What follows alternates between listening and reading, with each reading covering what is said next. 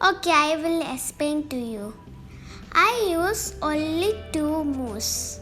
First, you take white color in your upside and any color on your right side. I take red color in my right side. I told you before I only use two moves in this method.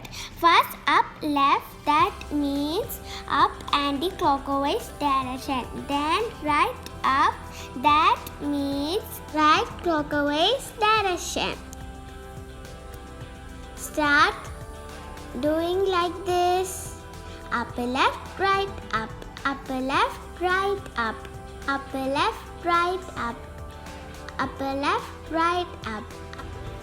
Within seconds, you will get it.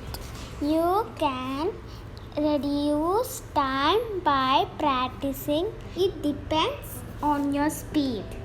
It is an easy method. Solve the Rubik's Cube and to be a star among your friends.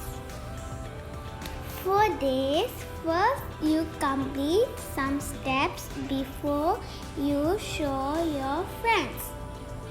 And do remaining steps as fast as you can in front of them to make them wonder, like what I did here.